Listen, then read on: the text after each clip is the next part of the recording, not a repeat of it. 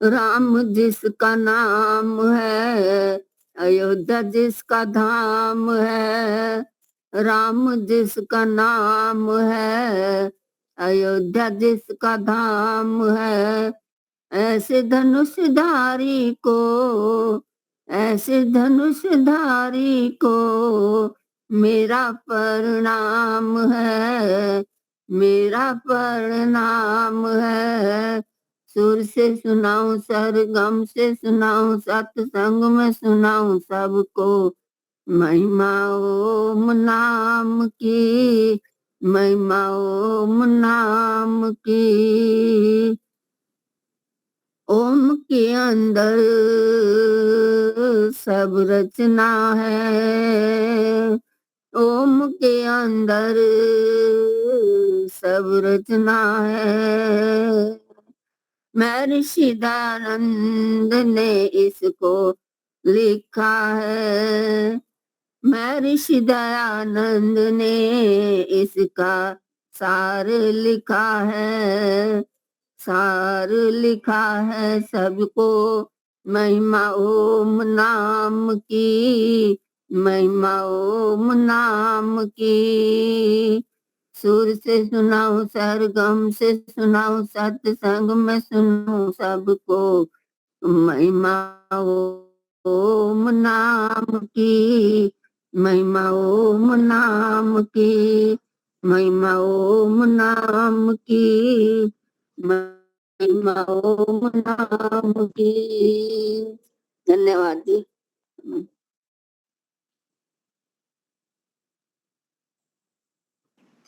बहुत बढ़िया।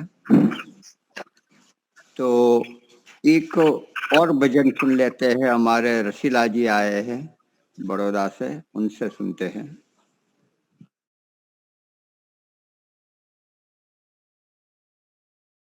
जी नमस्ते जी।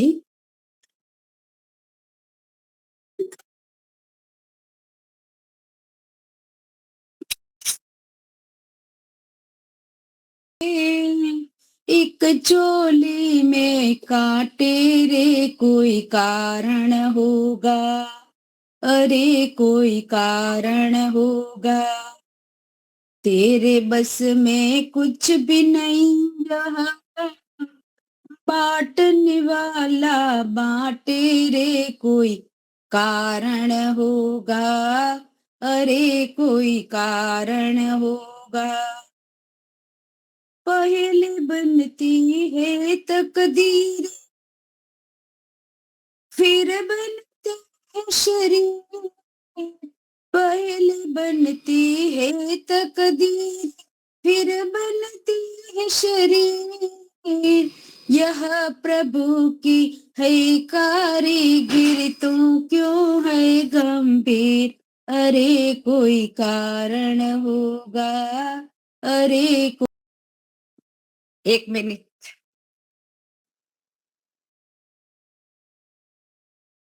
हाँ जी, कोई बात नहीं, आप उनको संभालो।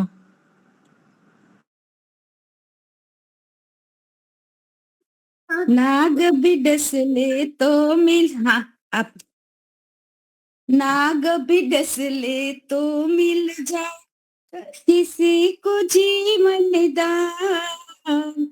नाग भी डसले तो मिल जाए किसी को जीवन दान। चींटी से भी मिट सकता है किसी का नाम निशान, अरे कोई कारण होगा, अरे कोई कारण होगा। तेरे चलो कारण ढूंढते हैं आज।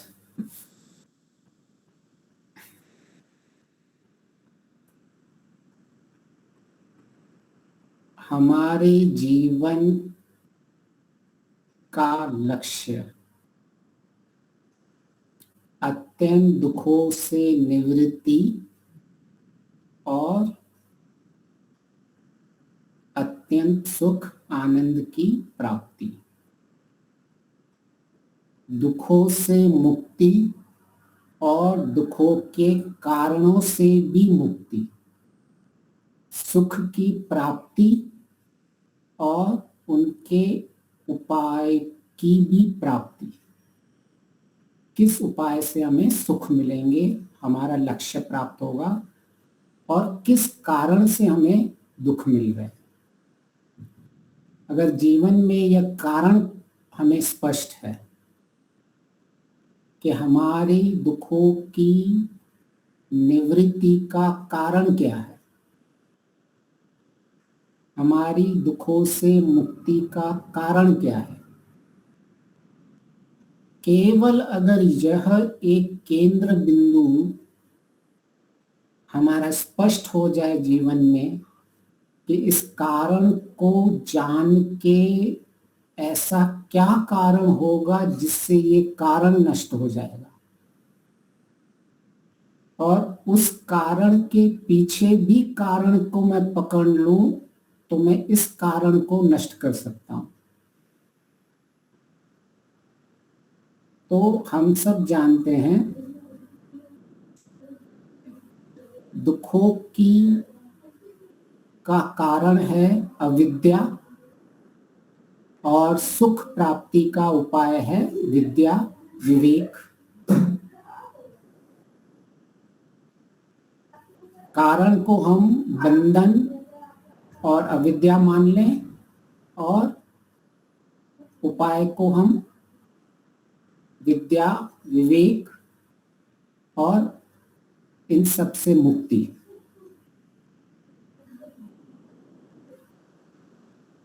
तो अगर हमें ये जीवन में स्पष्ट है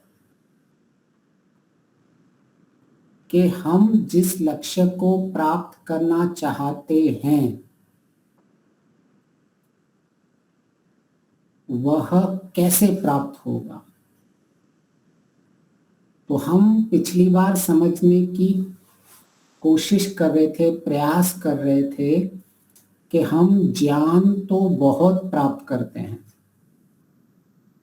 लेकिन मुक्ति नहीं हो रही है। यद्यपि हमें ये स्पष्ट है कि ज्ञान से ही मुक्ति होगी, दुखों की मुक्ति मेरी विद्या से ही होगी, इस बंधनों से ही मेरा मुख्य दुख का कारण है, परंतु यह जानते हुए भी ये हो नहीं रहा है। तो अभी हमारे पास दो ही प्रश्न इसके फिर विकल्प बचते हैं। एक तो है हम ईश्वर को झूठा बोल दें, वेद झूठे हैं, ऋषि झूठे हैं, इन्होंने कहा हुआ है इन सब से मुक्ति मिलनी चाहिए लेकिन हो नहीं रही हमारी दुखों से मुक्ति, तो इन पे विश्वास करना छोड़ दें। यहां दूसरा विकल्प है इन पे श्रद्धा रखें और इनको समझने की कोशिश करें कि यह विद्या बंधन इन सबसे मुक्ति कैसे होगी। तो जब हम कहते हैं ज्ञान से मुक्ति, तो उस ज्ञान का अर्थ क्या है? तो मैं अपने लिए कम से कम बुद्धि में जो भी प्राप्त करता हूं उसे ज्ञान कहता ही नहीं हूं, मैं जानकारी शब्द का प्रयोग करता हूं कि मुझे इस शास्त्र की इतनी इतनी जानकारी हुई, मैंने ये पढ़ा हुआ है, वो पढ़ा हुआ है, इतनी जानकारी मेरी बढ़ी, जिससे मुझे यह स्पष्ट रहता है कि अभी मुझे ज्ञान को वास्तविक प्राप्त करना है। क्योंकि अगर मुझे ज्ञान होता, अगर मुझे ज्ञान पूरा हो जाए और फिर भी अगर दुख रह जाए तो इसका अर्थ कि मेरी दुखों से मुक्ति नहीं हो रही है, तो इसका अर्थ है मुझे ज्ञान नहीं हो रहा है। तो ये दोनों परस्पर विरोध हैं।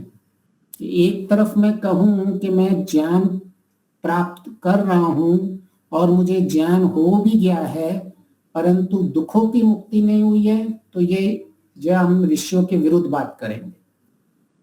यहां हमें कहना पड़ेगा कि अभी तक मुझे केवल जानकारी हुई है या केवल शब्द ज्ञान हुआ है और यही मेरी वास्तविकता है। और जितनी जल्दी इस वास्तविकता को स्वीकार करेंगे इतना ही हमारे लिए हमारा मार्ग सशक्त होगा। नहीं तो हम जीवन में उठ रहे हैं, बैठ रहे हैं, एक जगह से ज्ञान सुन रहे हैं, कुछ कहां से ज्ञान प्राप्त कर रहे हैं और कुछ चल रहे हैं, फिर गिर रहे हैं, खड़े हो रहे हैं और हम यह भी कह रहे हैं कि मैं ज्ञानी हूं। तो इसके हमें स्पष्टता लानी पड़ेगी हमारी बुद्धि में। तो किसे ज्ञान कहेंगे? ये ज्ञान आता है तो हमारे जीवन में परिवर्तन क्यों नहीं होता है? ऐसी क्या चीज है कि हम जीवन में परिवर्तन नहीं ला पा रहे हैं, जानते हुए भी कि हमें पता है यह करना है और ये नहीं करना है, हमें पता है हमें सत्य बोलना है, झूठ नहीं बोलना है, हमें पता है हमें हिंसा नहीं करनी है, अहिंसा का पालन करना है, हमें चोरी नहीं करनी है। तो यह सब जानते हुए भी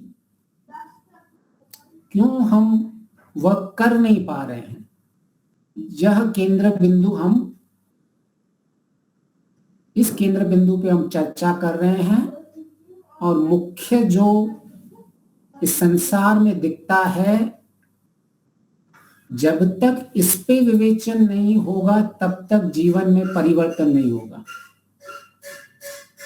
आज हमारे लिए वह समस्या नहीं है कि ज्ञान नहीं मिल रहा है, परंतु समस्या है जो हमको मिल रहा है वो क्रियात्मक नहीं हो रहा है। इसलिए मुझे याद है हम जब भी स्वामी सत्यपति जी के साथ प्रचार के लिए जाते थे तो साहब सब जगह वो उपयोग करते थे क्रियात्मक योगाभ्यास। आज आप इन शब्दों का प्रयोग सुनोगे तो सब जगह योगाभ्यास का शब्दों का प्रयोग होता है, परंतु मुझे पता है 20-25 साल पहले हम क्रियात्मक शब्द यूज करते थे, इनका प्रयोग करते थे। तो तब से मेरे जीवन का केंद्र बिंदु एक है कि जितना भी आप प्राप्त करो, अगर वो क्रियात्मक नहीं हो पा रहा है तो हमें उसका गहरा चिंतन मनन करना चाहिए। हमें यह देखना चाहिए कि हमारी दिशा क्या है, कि हम इतना जानते हुए भी, मानते हुए भी, पढ़ते हुए भी, इस मार्ग पे चलते हुए भी क्यों क्रियात्मक क्यों नहीं हो रहा है? इसका हमें केंद्र बिंदु समझना पड़ेगा।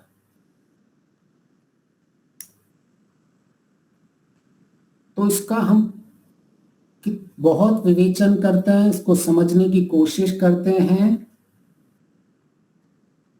तो हर एक सामान्य जब हमें चीजें समझ में आती हैं तो हम उसका कुछ न कुछ प्रयास करते हैं। तो एक तो यह है, इसका मुख्य कारण है कि हम जो भी ज्ञान प्राप्त करते हैं हम उसका सारांश नहीं रखते अपने पास। हमने इतना कुछ जीवन भर सुना हुआ होता है, पढ़ा हुआ होता है, अब भी सुन रहे होते हैं, अब भी कुछ स्वाध्याय कर रहे होते हैं, परंतु जितना भी हम स्वाध्याय करते जाते हैं, ज्यादा करते जाते हैं, उनका सारांश नहीं बनाते हैं कभी भी कि यह अब तक की मेरी इतने वर्षों की स्वाध्याय जो किया है उसका अब तक ये मेरा सारांश है। हो सकता है भी पूर्ण नहीं हो, वो कोई बड़ी बात नहीं है। हम सब निरंतर ज्ञान को प्राप्त कर रहे हैं, उसकी वृद्धि कर रहे हैं, परंतु जितना भी अभी तक प्राप्त किया है उसका एक सारांश निकलना चाहिए। उस सारांश को निकालने के बाद उस सारांश को अभी मैं कैसे क्रियात्मक करूं उसकी पद्धति स्पष्ट होनी चाहिए, और वो पद्धति भी हमें दिन भर की स्पष्ट होनी चाहिए।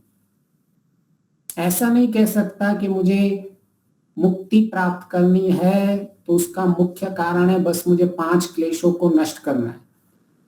ठीक है, लेकिन आपको दिनचर्या में इसको कैसे लेके आओगे आप? आपकी जो हमारी आपकी सबकी दिनचर्या है उनमें यह क्रियात्मक कैसे होगा? उसकी क्या विधि है, उसकी क्या योजना है हमारे पास? नहीं तो हम बरसों से प्रवचन करते हुए रहेंगे या प्रवचन सुनते हुए होंगे, स्वाध्याय चलता होगा और स्वाध्याय कर भी रहे होंगे, परंतु वो क्रियात्मक क्यों नहीं हो रहा है, या उस क्रियात्मक के लिए मैं कितना संकल्पित हूं? ऐसा तो नहीं कहीं मैं इन शब्दों में ही उलझ गया हूं। आज मैं कुछ सुनता हूं, कुछ करता हूं, कुछ कहता हूं, लेकिन मैं आध्यात्मिकता में ही कुछ सुनता हूं, आध्यात्मिक कुछ कहता हूं, उसी में कुछ करता हूं। तो ऐसे आध्यात्मिकता से हम आगे नहीं बढ़ सकते। कभी कोई दिशा, कभी किस दिशा में आगे बढ़ना, कभी ऊपर कभी नीचे, ऐसा योगाभ्यास नहीं होता है। इसीलिए स्वामी सत्यपति जी क्रियात्मक योगाभ्यास, और कभी अगर आपने उनके साथ शिविर रचा होगा तो कितना वो अनुशासन में चलते थे वो हम सबको पता है। अगर आपने किसी समय पे जब आपको ज्ञान प्राप्त कर रहे हो, कुछ चल रहा हो और आपने हंसी मजाक कर लिया हो, तो ऐसे जीवन नहीं चलता है। तो मुख्य यह है कि हमने जितना भी ज्ञान अब तक प्राप्त किया हुआ है एक सारांश निकाले, और उस सारांश से हम कह रहे हैं कि मेरा आज का दिन यह कैसा होगा, इसका मेरे पास पूरी योजना होनी चाहिए। सवेरे से लेकर रात तक पूरा पल पल की मेरा कैसा कार्य होगा उसकी योजना होनी चाहिए। परंतु हमारा जीवन एक भिन्न दिशा में चला जाता है। तो मैं ऐसे ही आपको कुछ स्क्रीन में बताना चाहता हूं कि हमें जीना कैसे है और हमारा जीवन कैसे हो जाता है। ये देखिए, ये हमारी लेफ्ट साइड, ये हमारी यात्रा है, और हमारी यात्रा होनी कैसी चाहिए। जहां भी हम आगे बढ़ रहे हैं, पीछे जा रहे हैं, ऊपर जा रहे हैं, नीचे जा रहे हैं, सब जगह हम काम कर रहे हैं, और हमने सारांश ही निकला है। हमने अपनी बाउंड्रीज को क्रॉस करते जाते हैं। कभी मैंने ये आपको हरा रंग का मैंने ज्ञान प्राप्त कर लिया, कभी मैंने लाल रंग का प्राप्त कर दिया। ये सब केवल बताने के लिए है कि हम भिन्न भिन्न ज्ञान को प्राप्त कर रहे हैं और थोड़ा आगे बढ़ रहे हैं, थोड़ा तिरछा चल रहे हैं, कभी राइट जा रहे हैं, कभी लेफ्ट जा रहे हैं, कभी ऊपर जा रहे हैं, कभी नीचे जा रहे हैं, और इसको हम समझ रहे हैं कि हम जी रहे हैं। तो ऐसे जीवन को क्रियात्मक योगाभ्यास नहीं कहते हैं। ऐसे सारी दुनिया जी रही है। आध्यात्मिकता में आने के बाद केवल ये बातें करना, इधर उधर जाना, उन सब के पीछे पड़ना, कुछ सुन लिया, कुछ कर लिया, बहुत अच्छी बात है, लेकिन उसका सारांश निकलना चाहिए कि जब मैं इसको आगे पढ़ूं मेरे जीवन में दिन भर, तो मुझे स्पष्ट होना चाहिए कि मैं कब कैसे कहां निकल रहा हूं आगे, और मैं उसी दिशा में जा रहा हूं जो मैंने दिशा बनाई हुई है। तो यह हमारी जो आपको राइट साइड में दिख रही है, ऐसा होना चाहिए, सारांश ऐसा होना चाहिए और उस पर चलना चाहिए। परंतु हमारी स्थिति ऐसी रहती है, और ऐसे से हम अपने लक्ष्य को प्राप्त करने की अपेक्षा रखते हैं, और ऐसे लग रहा है कि हमें अपनी लक्ष्य प्राप्त हो जाएगा। कुछ नहीं हो रहा है। ये केवल हम बुद्धि को, हम अपने आप को भ्रांति में रखे हुए हैं।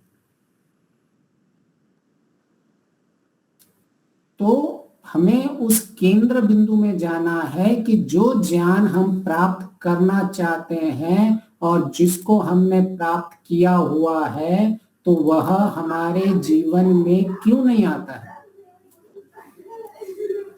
तो सारे लोग आपको मेरी दिनचर्या में वो कार्य नहीं हो पा रहा है, मैं सत्य का पालन नहीं कर पा रहा हूं, मैं अपने जीवन में अस्त्य अहिंसा इन सबको नहीं जी पा रहा हूं, धर्म के लक्षणों में मुझ में धैर्य नहीं बढ़ रहा है, मुझ में क्रोध की भावना, ईर्ष्या की भावना ये सब बढ़ती जा रही है, न मुझ में क्षमा आ रही है, न स्थिरता, न सरलता, न निर्भयता, न अहंकार शून्यता हो रहा है। तो उसका कारण क्या है, हमें ये स्पष्ट होना चाहिए। तो प्राय सब कहते हैं कि आपका दिन कैसे जाएगा इसका निर्णय आपका सवेरे की सवेरे सुबह उसका निर्णय हो जाता है कि आपकी सुबह कैसी गई, यह निर्णय करती है कि आपका दिन कैसा जाएगा। और यह बहुत ही प्रचलित है, जिसको भी देखो आपको यह ज्ञान तो कहीं ना कहीं सब जगह मिलता है कि आप जब तक आपकी सुबह में अच्छी प्लानिंग नहीं है कि आप दिन कैसा आपका जाएगा, तब तक आपके जीवन में यूं ही आगे आसपास ऊपर नीचे जीवन चलता रहेगा। और ये केवल आध्यात्मिकता नहीं, ये बाहर के साइकोलॉजिस्ट, न्यूरोसाइंस, ये सारे भी यही कहते हैं कि your day will be decided by your morning. How was your morning, आपकी सुबह कैसी थी, उसके अनुरूप आपका दिन निर्णय करेगा। तो यह सत्य भी है एक अंश में, पूर्णता इसमें भी नहीं है। आपका दिन कैसा जाएगा यह आपकी सुबह निश्चित करेगी, परंतु आपकी सुबह कैसे होगी उसका निश्चित आपकी पिछली रात करती है।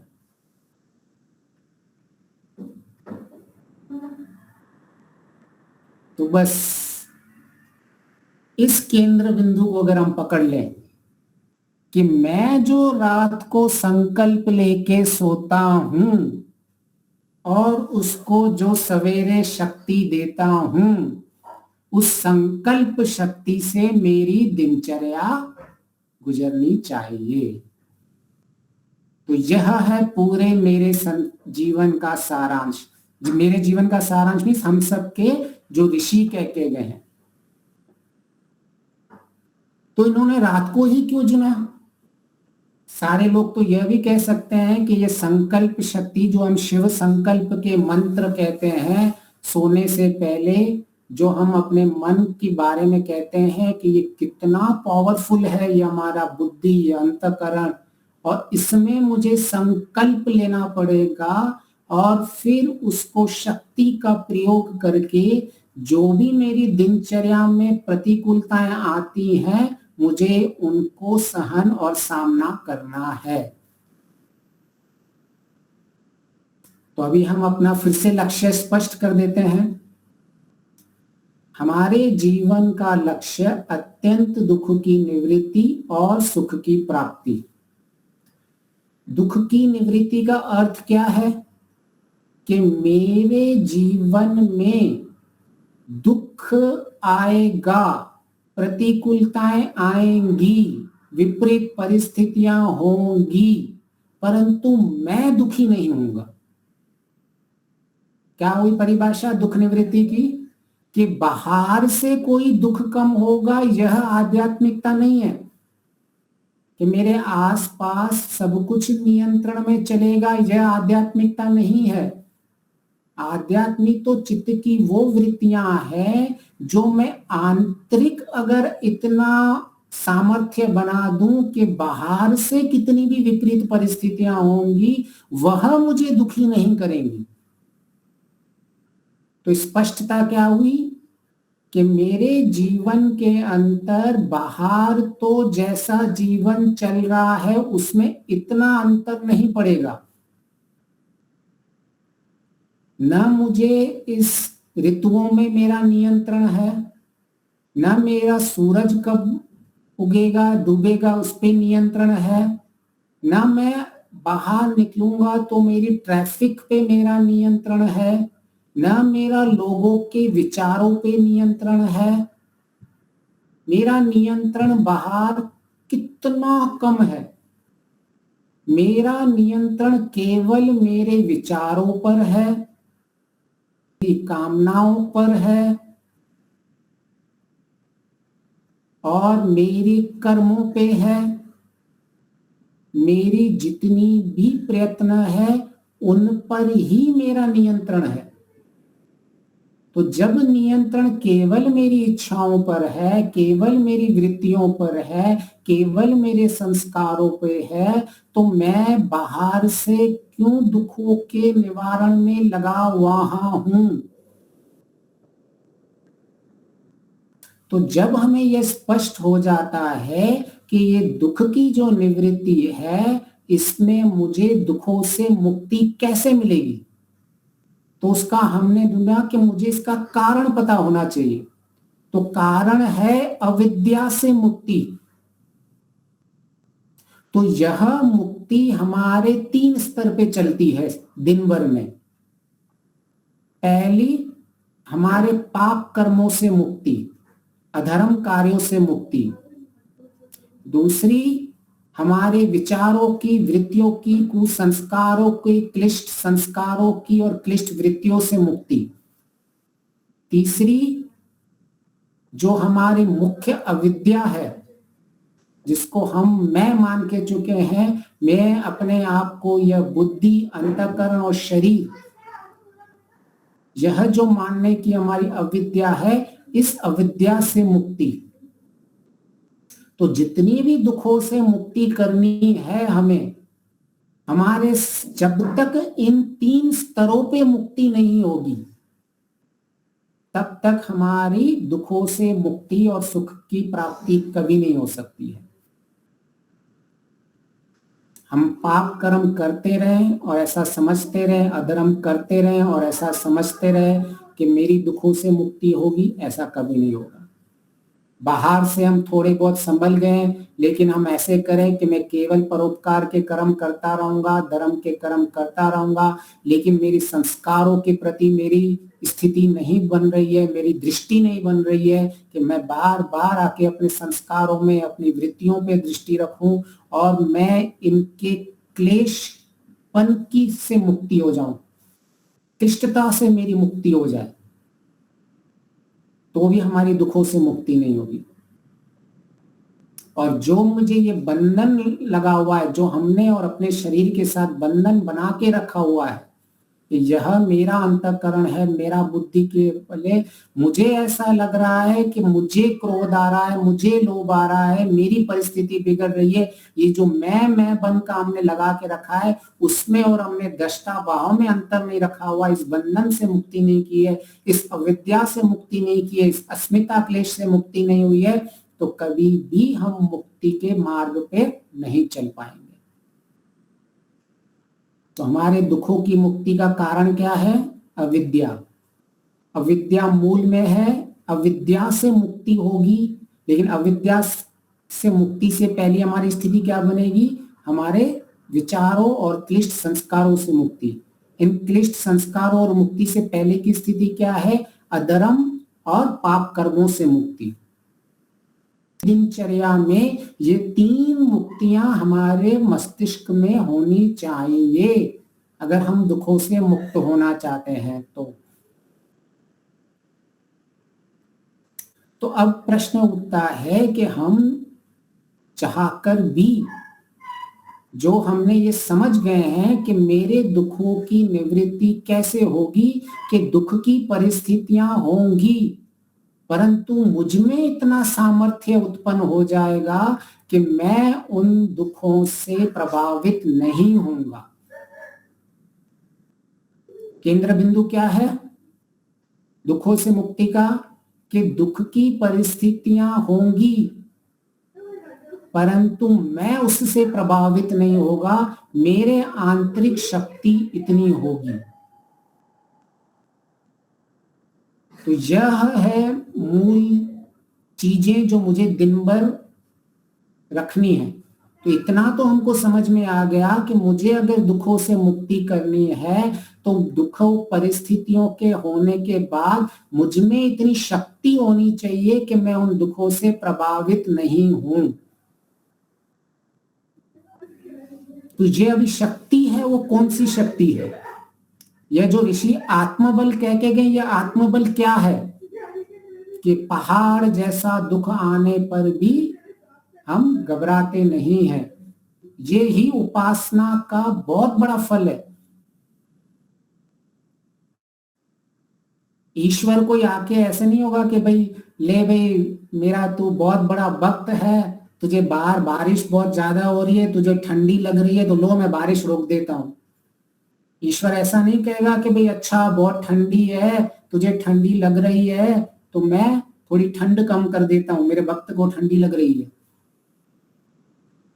ईश्वर क्या कहता है? वो आत्मबल देता है, बल देता है कि तू ऐसी परिस्थितियों को से प्रभावित नहीं हो, उनको सहन कर और उनका सामना कर। ईश्वर की काम करने का तरीका यह रहता है। मुझे अभी जैकेट नहीं पहनूंगा तो मुझे कोई ईश्वर आके मेरे को ठंडी से नहीं बचाने वाला है। मेरी अगर स्थिति है कि मुझे ठंडी लग रही है तो मुझ में ज्ञान होना चाहिए कि मैं इस कौन से ज्ञान का प्रयोग करके और इस ठंडी का मैं निवारण करूं। तो वह शक्ति जो है हमारी कब उत्पन्न होती है, कैसे उत्पन्न होती है, इसकी प्रक्रिया हमको समझनी पड़ेगी। कि दिन भर मेरा चलता रहेगा, मुझको दुख आते रहेंगे, दुख की परिस्थितियां होती रहेंगी, प्रतिकूलताएं आती रहेंगी, मेरे अनुकूल चीजें नहीं चलेंगी, मैं बहुत कुछ समझ चाहूंगा लेकिन फिर भी मेरे नियंत्रण में नहीं होगा, तो मैं कैसे उनका सामना करूंगा? तो वह है हमारी शक्ति, आंतरिक शक्ति बनेगी। तो अब हमें उस केंद्र बिंदु पे जाना है कि ये शक्ति बनती कैसे है। परिवर्तन का बीज संकल्प होता है। जिसके जीवन में संकल्प नहीं है उसके जीवन में परिवर्तन कभी नहीं हो सकता। ये हमारे मस्तिष्क के साइकोलॉजी के विरुद्ध है, न्यूरोसाइंस के विरुद्ध है, शास्त्रों के विरुद्ध है। कि अगर कोई ऐसे सोच रहा है कि मैं इतना ज्ञान प्राप्त कर रहा हूं, मैं इतना सब कुछ पढ़ रहा हूं, मैं इतना क्रियात्मक में लगा हुआ हूं, परंतु मुझ में जो मैं ज्ञान प्राप्त कर रहा हूं वो परिवर्तन हो जाएगा, तो कभी नहीं होगा अगर संकल्प नहीं है तो जीवन में। केवल और केवल एक यही अंतिम बिंदु बैठ पड़ जाएगा कि परिवर्तन क्यों नहीं हो रहा है। ज्ञान प्राप्त करने के लिए नहीं कह रहा हूं, मैं कह रहा हूं आपने कितना भी ज्ञान प्राप्त कर लिया हो, लेकिन आपके ज्ञान में और उस ज्ञान को क्रियात्मक लेके आने में एक केंद्र बिंदु है, वह है संकल्प। जब तक हमारे मस्तिष्क में संकल्प का बीज नहीं बोता है तब तक हम जीवन में क्रियात्मक कभी नहीं हो सकते हैं। ये एक नियम है। इसलिए ऋषि ने सबसे पहले रात को संकल्प लेके सोने की बात की। आज हम न्यूरोसाइंस और साइकोलॉजी की बात करते हैं। ऋषि तब बोल के गए कि रात को ये कह के सोइए। ऐसा क्यों? क्योंकि हो सकता है लोगों का ध्यान में मन ही नहीं लगे, वो एकाग्र हो ही नहीं पा रहे होंगे, इनके तमोगुण और रजोगुण में इतने उलझे हुए होंगे मनुष्य कि भाई उनका ध्यान में मन में बैठकर अपने संकल्प लें उसके लिए बैठ ही नहीं पाते होंगे। इतनी विचलितता हो सकती है लोगों की स्थिति आज है, इतना तमोगुण और रजोगुण बढ़ चुका है। तो अब क्या करें?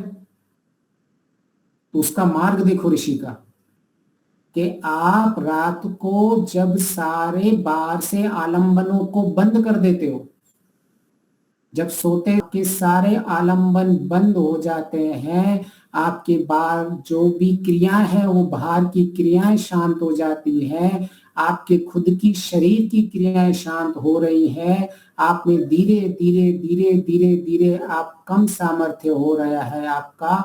अब ये आपकी एक नेचुरल ध्यान जैसी स्थिति है। उसका अर्थ है बाहर से आपके सारे आलंबन हटते जा रहे हैं रात को।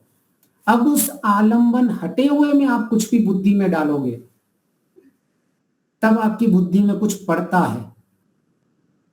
आपको आलंबन चलते रहे, बातें करते रहे, बुद्धि में एक्टिविटीज चलती रहे बहुत सारी, और आप सोचो कि मैं अपनी बुद्धि में कुछ डाल दूं, तो बुद्धि में कुछ जाता नहीं है। बुद्धि में कुछ भी जाने से पहले उसका नियम है कि आपको डिस्ट्रैक्शंस नहीं होने चाहिए, बाहर आलंबन नहीं होने चाहिए, आपको एकाग्रता की स्थिति होनी चाहिए उस बुद्धि का रास्ता लेने के लिए। तो एकाग्रता में तो नॉर्मल मनुष्य ध्यान में बेचारे पहुंच ही नहीं पाते हैं। तो कम से कम कितनी स्थिति मिल सकती है? तो सोने से जो 10 मिनट 15 मिनट पहले होते हैं, तो कम से कम ये सामान्य मनुष्य है उस स्थिति का प्रयोग कर सकता है।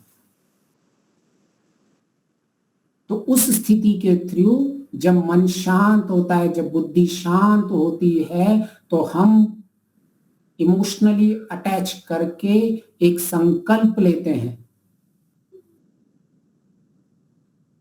और सीधा वो हमारी बुद्धि में जाता है। और संकल्प कोई ऐसी चीज नहीं होती कि भाई मैं बोल दूं कैसे, मैं कल से झूठ नहीं बोलूंगा, ये संकल्प नहीं होता। संकल्प में आंतरिक डीप फीलिंग्स होती हैं, बहुत गहरी जो हमारे अनुभूतियां होती हैं, जो हमारे भावनाएं होती हैं, उन भावनाओं से संकल्प लिया जाता है। तो बुद्धि का एक नियम है कि अगर आपको बुद्धि में, मस्तिष्क में कुछ बहुत डालना है और जल्दी से डालना है और बहुत समय तक उसको रखना है, तो उसको आपको एक भावनात्मक जुड़ाव रखना पड़ेगा। जैसे आप किसी को, अगर कोई किसी से बहुत प्रेम करता है या किसी को किसी के साथ बहुत अच्छा संबंध है, तो उसका जन्मदिन नहीं भूलता है। क्यों नहीं जन्मदिन भूलता है उसका? क्योंकि उसके साथ भावनात्मक अटैचमेंट है उसका। तो अगर आपको बुद्धि में कुछ बहुत चीजें दिन तक याद रखना है और आपको उसको दिनचर्या में प्रयोग करते रहना है, तो आपको उसको रात को भावना से आप जब डालते हैं, एक शांत मन सारे डिस्ट्रैक्शंस को दूर करके, सारे आलंबन को दूर करके, हे ईश्वर मैं ये संकल्प ले रहा हूं। तो सबसे पहले हम संकल्प क्या लेते हैं? यह संकल्प लेते हैं किसी की हानि की इच्छा युक्त न हो। क्यों ऋषि ने ये वाला संकल्प दिलवा रहे हैं हमको रात को? क्योंकि जितने भी हमें पाप कर्म से मुक्ति चाहिए, वह हम दूसरों की हानि से ही पाप कर्म बनता है। जो अन्याय युक्त हानियां हम करते रहते हैं, उनसे ही हमारे पाप कर्म बनते रहते हैं। तो सबसे पहले लेयर 1, ऊपर की लेयर, कि मेरे पाप कर्म से मुक्ति, तो मैंने उसका संकल्प ले लिया, मैंने अपनी उसको बुद्धि में डाल दिया कि मैं सवेरे जब उठूंगा तो ऐसा कोई कर्म न करूंगा जिससे किसी की हानि हो, ऐसा अन्यायपूर्वक कर्म नहीं करूंगा। यह मैंने बीज रात को डाला हुआ है। तो ये रात को डाला हुआ बीज इतना कार्यकर होता है साइकोलॉजी में, इसलिए बहुत इंपॉर्टेंट है कि डिस्ट्रैक्शन के बगैर जब आप बुद्धि में कुछ इमोशंस के थ्रू डाल रहे हो, तो अभी ये आपकी बुद्धि में सवेरे उठ के और आप उस दिनचर्या में जा सकते हो। ऐसे ही 6 संकल्प दिए हैं और यही संकल्प वो केंद्र बिंदु है, यही वो बीज है जो ज्ञान को क्रियात्मक में बदल सकते हैं। और यह तो मैंने सोने के समय कम से कम बोला, अगर आप ये संकल्प कभी भी ध्यान के वक्त ले सकते हो, परंतु यह कम से कम उन लोगों के लिए जिनका ध्यान में, उपासना में मन ही नहीं लगता।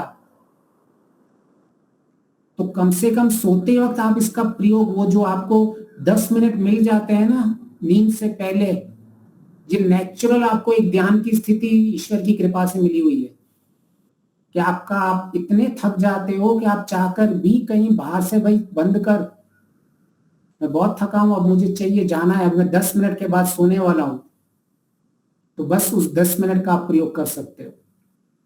नहीं तो आप शाम को उठ के जब भी चाहिए ये संकल्प कहीं कब भी दोहरा सकते हो।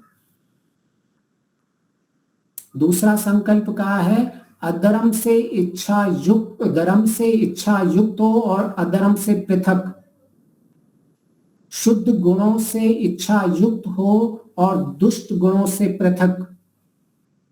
सीधा अभी दूसरा आ गया है कि भाई हमें अभी आंतरिक गुणों पे और अधर्म के संस्कारों को मिटाने का काम करना है। एक आपने लिया, मुक्ति हो गई मेरे कुसंस्कारों से, मेरे पाप कर्मों से मुक्ति। दूसरा अभी आ रहा है मेरा संकल्प कि मैं अपने अंदर के संस्कारों और विचारों से मुक्ति पाऊंगा।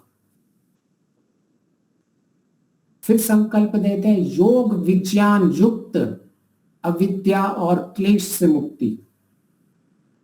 तो तीसरी अंतिम मुक्ति हमारी जो होती है अविद्या वाली मुक्ति होती है, जिसमें मैं और शरीर हम अपने आप को एक मान के बैठे रहते हैं। और उसके बाद और अच्छा संकल्प किया हुआ है, अविद्या का अभाव और विद्या प्रिय हो। जब हम इस रास्ते पे चले तो हमें इसमें प्रियता होनी चाहिए, प्रेम भक्ति हमारा होना चाहिए, हमारी इसमें रुचि होनी चाहिए, तीव्र इच्छा होनी चाहिए, तभी ही संकल्प काम करता है। संकल्प ऐसे काम ही नहीं करेगा कि मैंने 2-4 बात कर दी। संकल्प का शब्दों से कोई लेना देना ही नहीं होता है।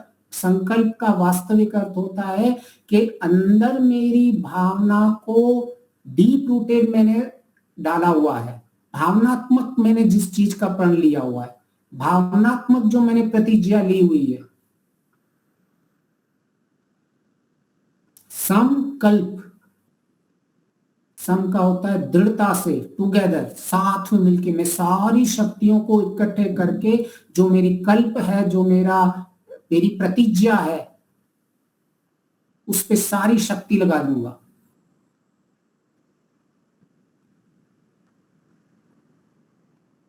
तो जब हम रात को अपने बुद्धि मस्तिष्क का इस तरह से विकास करके सोते हैं, तो नींद में जो हमारा ये मस्तिष्क काम करता है, उसका एक काम और भी होता है कि ये फालतू की चीजों को निकाल देता है और अच्छी अच्छी चीजों को रख देता है। इसको प्रूनिंग कहते हैं साइकोलॉजी में, कि फिल्टरिंग, सब फालतू की चीजें फिल्टर कर।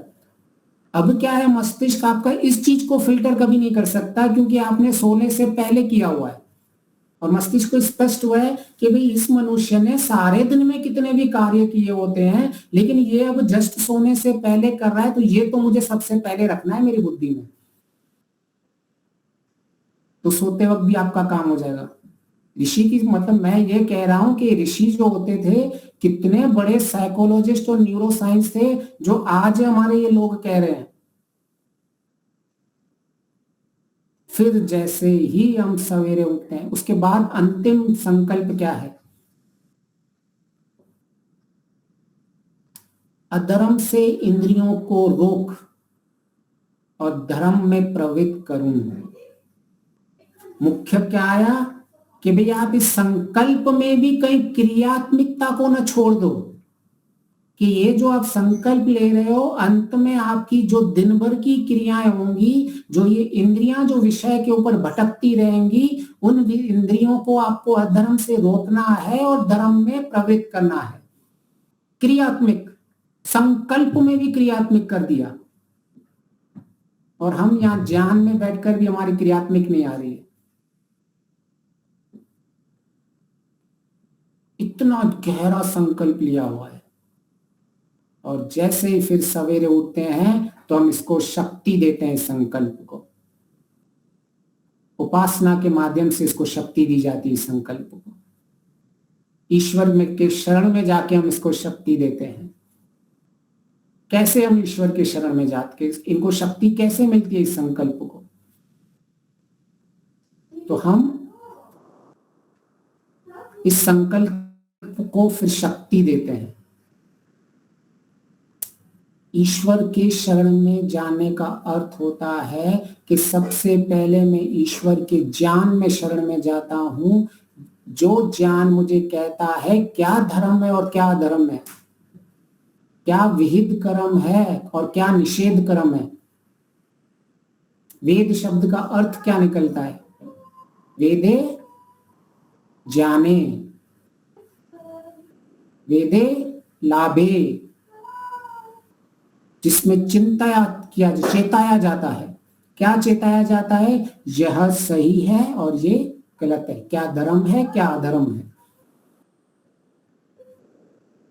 अब जब मुझे उस ज्ञान की शक्ति मिल जाती है, अब मुझे पता चलता है कि जब मैंने ये जान लिया है कौन से धर्म है और कौन से अधर्म है, मैंने यह भी अपने अंदर बुद्धि में स्पष्ट कर दिया। रात को तो मैं सो के गया था कि मुझे धर्म का काम करना है, अधर्म नहीं, और अब मुझे वो भी पता चल गया कि कौन से धर्म के काम है कौन से अधर्म के काम है। मुझे कौन से गुणों को प्राप्त करना है कौन से गुणों को नहीं प्राप्त करना है। तो हम सारे वाक जब मैं संध्या में पूरा नहीं जाऊंगा, संध्या की ये सारी चीजें आपके अंदर मस्तिष्क की रीप्रोग्रामिंग कर देती है। आपको युद्ध लड़ना होता है, सारे दिन की स्थिति जैसे युद्ध स्तर पे काम करना होता है ना, ऐसे दिनचर्या को भी युद्ध स्तर पर जीना होता है। और उस युद्ध के लिए, उस युद्ध में विजय पाने के लिए सवेरे अभ्यास करना पड़ता है हमें। जैसे योद्धा क्या होते हैं, तलवार चलाने का सीखते हैं, फिर अपना कवच पहनते हैं, फिर बाला रखते हैं, फिर युद्ध में जाते हैं ना। लेकिन हमारी दिनचर्या कैसे स्टार्ट होती है? बस उठ के सीधा काम पे लग जाओ, और हम ऐसे युद्ध में चले जाते हैं और फिर मरेंगे ही। कोई नहीं बचा सकता ऐसे युद्ध पे ना। हमने रात को उसका प्लानिंग बनाई है। ये संकल्प आपके इंटेंशन और डायरेक्शंस बनाते हैं कि आप कल के दिन में आप चाहते क्या हो और उसकी दिशा क्या है, वो रात को आपने बना के सोए हो, और सवेरे उसको आप शक्ति देके दिन में आप उस कार्य को सफल बनाते हो। तो सवेरे सवेरे सवेरे उठ के आप जब ये ईश्वर के शरण में जा रहे हो तो आप ईश्वर से ज्ञान की शक्ति मिलती है, ईश्वर से पराक्रम की शक्ति मिलती है।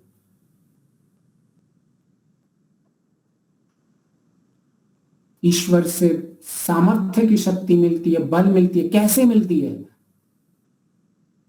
हम खुद पहले उसका जाके आवरण करते हैं कि ईश्वर मैंने तेरा ज्ञान प्राप्त किया, मेरे पास अभी स्पष्ट है कि मैं अभी जो सारा जिस दिन जाने वाला हूं वो वेदों के ज्ञान और तेरे ज्ञान के अनुरूप चलने वाला हूं, तो मुझे डर किस चीज का? अगर हमने अपने आप में पूर्णता ज्ञान की उत्पन्न नहीं की तो हम दूसरों के हिसाब से चलने वाले हैं। सारा दिन हम दूसरों के नियंत्रण में चलेंगे। कोई थोड़ा सा अपमान भी कर देता है तो हमको क्रोध आ जाता है, हम धैर्य छोड़ देते हैं। थोड़ा सा भी कोई कुछ बोल दे, थोड़ी सी कोई निंदा बोल दे, क्या हो रहा है? हम दूसरों के नियंत्रण में हैं। लेकिन ज्ञान होता है, जब ज्ञान की धर्म ज्ञान की पूर्णता आ जाती है तो हमें दूसरों के नियम से हम चलते ही नहीं है, क्योंकि मुझे पता है कि मुझे आपकी ओपिनियन नहीं चाहिए। क्यों नहीं चाहिए? क्योंकि मैंने ईश्वर की ओपिनियन लेके ही मैं दिनचर्या आगे चला रहा हूं, मैं ईश्वर के अनुकूल चल रहा हूं। हाँ, मैं आपके ज्ञान को का स्वीकार करता हूं, मैं उसका चिंतन मनन करके बोल सकता हूं अगर कोई विद्वान बात कर रहा है तो। लेकिन मेरा मुख्य जो है, मैंने सबसे मुख्य के साथ कनेक्शन जोड़ के मैं इधर आया हूं अपना युद्ध लड़ने। तो जब हम ईश्वर की शरण में सबसे पहले ज्ञान की शरण में जाते हैं, फिर ईश्वर परिधान बना के रखते हैं, ईश्वर की आज्ञा का पालन करते हैं, फिर ईश्वर पे श्रद्धा बनी रहती है, फिर ईश्वर के इदं नमः की भावना से चलते हैं, फिर अहंकार शून्य की भावना ईश्वर के शरण में जाके चलते हैं, तो हम इनको संकल्प को शक्ति देते हैं। इस संकल्प की शक्ति को हम आने वाले सोमवार को समझेंगे कि भाई इन संकल्पों को शक्ति कैसे दी जाती है और इनका प्रयोग दिन भर में कैसे करते हैं। तो आज का मुख्य सारांश यही है कि ज्ञान को क्रियात्मक में बदलने का मुख्य बीज एक ही है, संकल्प। जितना जल्दी हम इसको जीवन में समझ जाएंगे उतना जल्दी हम क्रियात्मक हो पाएंगे, वरना जीवन भर हम उलझते जाएंगे। तो अगर किसी को कोई प्रश्न है तो हम प्रश्न ले सकते हैं, नहीं तो आज हम यहीं अपने समाप्ति कर सकते हैं।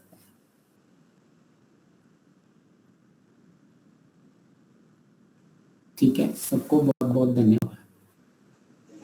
आपका भी बहुत बहुत धन्यवाद। दृढ़ संकल्प बहुत जरूरी है। ईश्वर को हम बुद्धि से तो स्वीकार कर लेते हैं कि ईश्वर प्राप्त करना, मोक्ष प्राप्त करना, लेकिन वो भूख नहीं है अभिलाषा। और भी बहुत हमारे संग्रह पुण्य कार्य करना पड़ेगा। आध्यात्मिक सत्व प्रधानता और भी चाहिए, और भी हमारा आहार विहार विचार, ये सब बहुत प्रक्रिया है जिससे दृढ़ संकल्प करने का वो जो भूख नहीं है अभी, क्योंकि हमारी कमी पड़ रही है, हमारे संस्कारों की, सत्व प्रधानता की, ईश्वर की और की श्रेय कम पड़ रहा है, मान रहा हूँ। आपने भी रोजोड़े में दर्शन योग महाविद्यालय में या तो वानप्रस्थ में आपने पढ़ा है। 6-7 ब्रह्मचारी के रूप में आप रहे थे जी, तो, और आप सेवा दे रहे हैं हमें। बिल्कुल इतनी गंभीर बात है, बिल्कुल दान दक्षिणा केवल थैंक्स कह के जितना हो सके ध्यान से सुनते हैं। तो आपका बहुत बहुत आभार है। परिवार के एक सभ्य की तरह हम आपको बुलाते हैं कि चलो इनको कोई चिंता नहीं, बस लगे रहे आप, और हम आपको याद करते हैं। नहीं, ये तो आपका मेरा सौभाग्य है, ये तो मेरा कर्तव्य भी और सौभाग्य भी है आपका, अगर आपने ये अपॉर्चुनिटी दी है। और परिवार जैसा है कि माताजी, हमारे घर वाले भी पक्की सहेलियां थी और आज भी है। स्वस्थ होंगे, अभी स्वस्थ तो नहीं है वो थोड़े, आपके माताजी, वो बात पहले हुई थी। पिताजी वहाँ पंचकुला में अभी होंगे। हाँ जी, वो वही है। हाँ, वो भी आते हैं तो हमारे आचार्य जी भी याद करते हैं कि भाई क्यों चले गए, क्या तकलीफ है, आप रहोगे। एक बार तो कैंसिल करवा दिया आपने। हाँ जी, आचार्य जी ने। चलो ठीक है। तो आप ब्रह्मचारी स्वरूप में रहे हैं? हाँ बिल्कुल बिल्कुल। हाँ, आप ही बताइए, और क्या मैं क्या विशेष कहूँ। हाँ, मतलब जब इंजीनियरिंग के बाद जब मैं मास्टर्स कर रहा था तो उस वक्त मेरे पास एक ऑप्शन था कि मैं मास्टर्स करके बाद में करूं या पहले यहाँ थोड़ा अध्ययन ले लूं। तो मैंने रोजर में पहले कुछ अध्ययन किया, फिर मैं अपने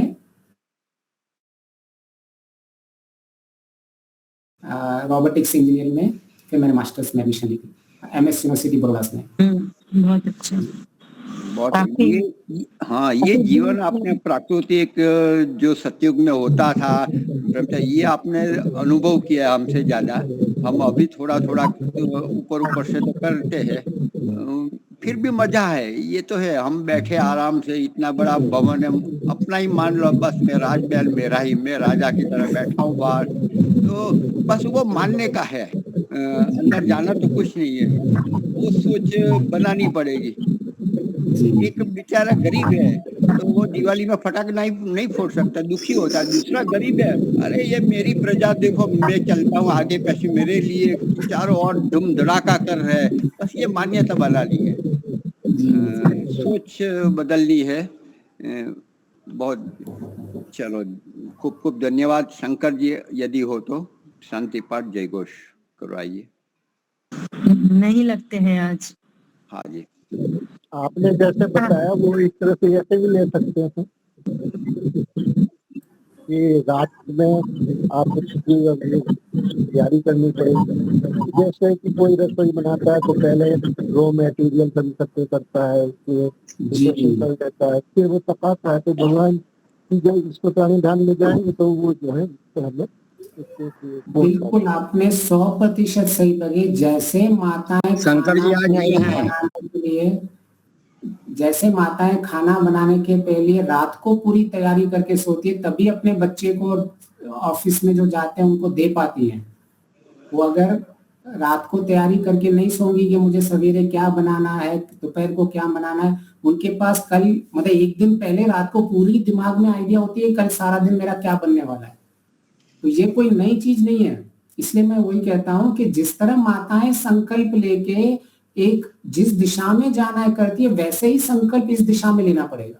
बस इतना ही करना है। बिल्कुल सही पकड़ा आपने।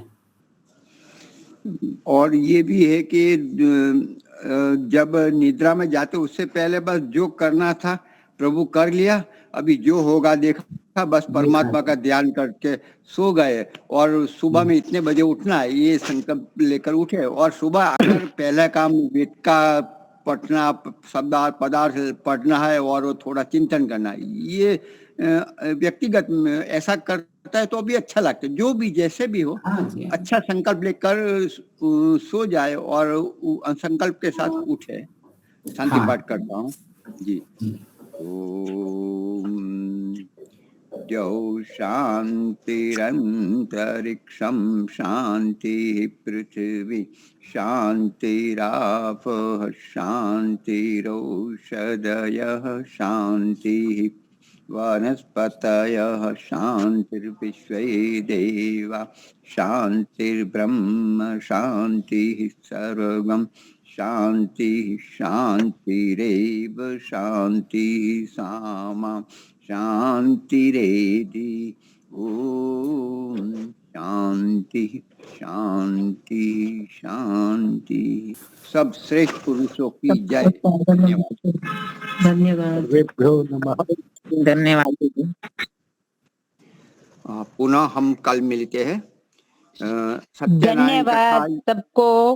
हाँ, कल यदि अनुकूलता बनती है आचार्य जी को तो सत्यनारायण कथा का प्रारंभ किया जाएगा। प्रस्तावना पहले थी, देखते हैं, नहीं तो फिर गुरुवार को तो निश्चित रहेगी। और हमारे यहाँ 26 तारीख से शिविर, आत्म साधना शिविर हो रही है। उसमें भी मैं वहाँ शिविरार्थी के रूप में हूँ, आने का प्रयास करूंगा। जो भी जैसे नियम है, छुट्टी जैसे मिलती है उस प्रकार से आऊंगा, प्रयास करूंगा। धन्यवाद।